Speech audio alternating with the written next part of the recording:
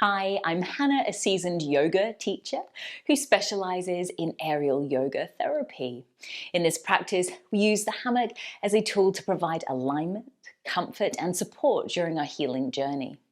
Today's practice aims to help loosen the muscles in our lower back and elongate the spine. Before we get started today, I just wanted to let you know that I'm part of the Aerial Therapeutics teacher training team at Creative Body Flow. We offer virtual teacher training courses all year round, giving you the chance to work closely with your clients using the hammock as a therapeutic tool for overall well-being. To find out more and sign up for our training starting in 2024, please click on the links provided in the description box below.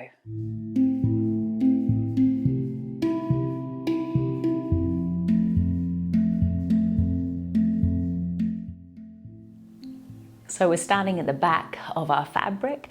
Come to stand under plumb line. Feet a good hip width apart and take hold of the fabric like it's a bar in front of you.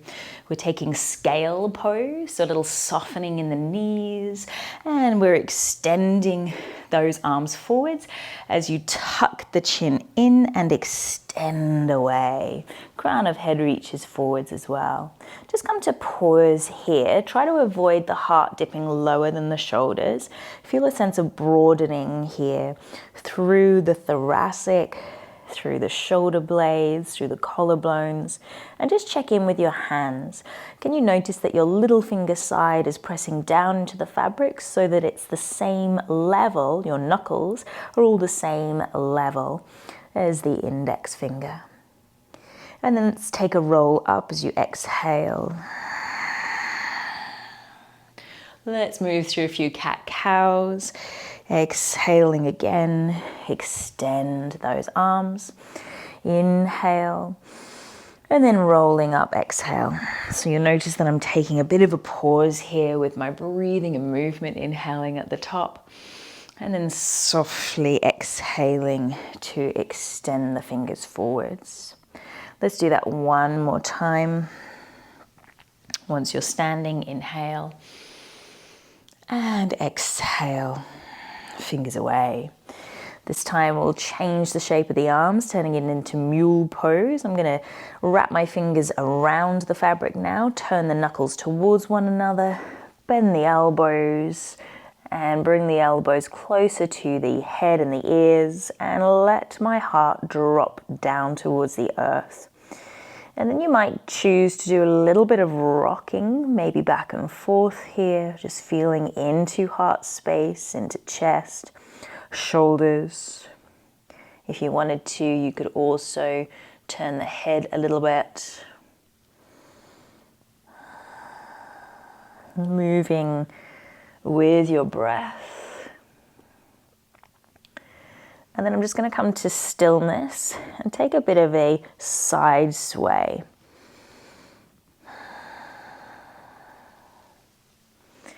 So it could be that you're looking behind one heel all the way back behind you, and then the other heel all the way back behind you.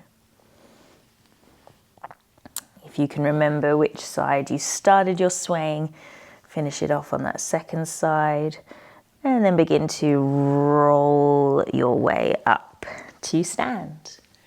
Stay standing underneath plumb line and keep hold of the fabric like that bar in front of you.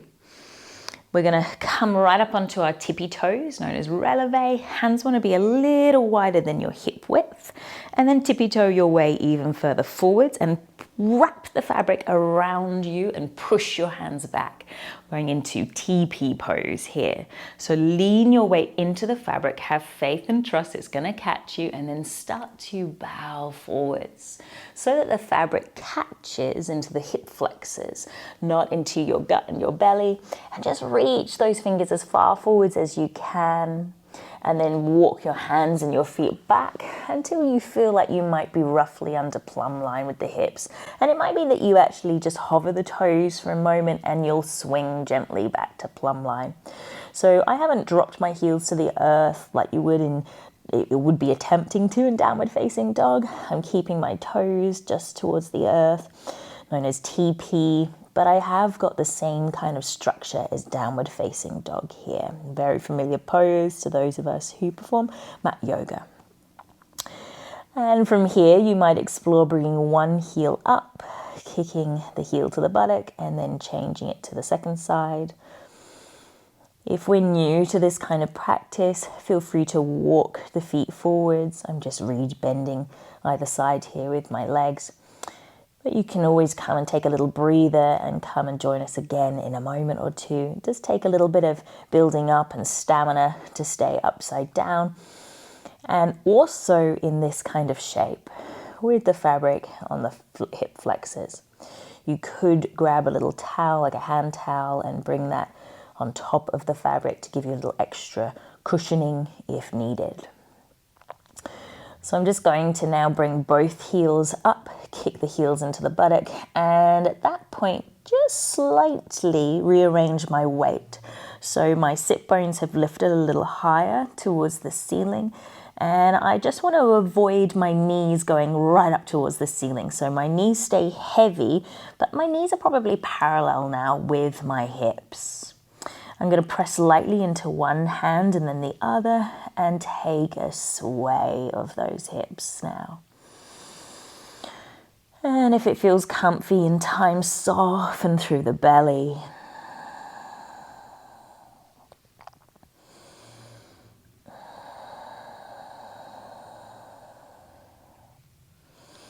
And then coming back to stillness.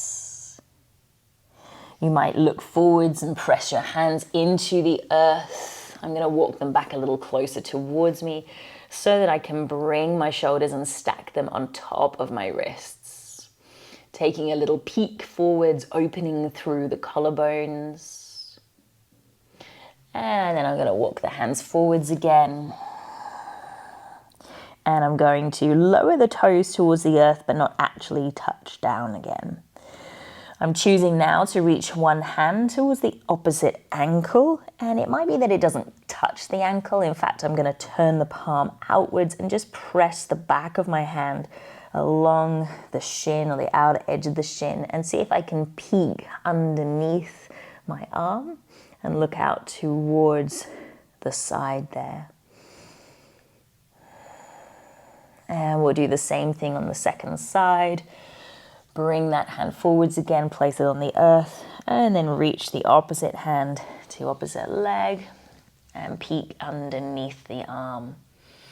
Try to turn the heart underneath towards the side. Last breath. And then slowly coming back to center. We'll walk those feet forwards until you roughly find plumb line. Try to ground the heels as you walk the hands towards the shins, bend the knees. The fabric will come out from your hips and slowly begin to unravel and roll your way up. I'm going to just gently swing the fabric behind me and take a gentle back lean. Fabric catches underneath the shoulder blades. And here I pause, resting forehead on the back of those arms. It's a great little releaser for those hips, shoulders, and of course the spine. At this point, you might like to snuggle your way into cocoon for Savasana.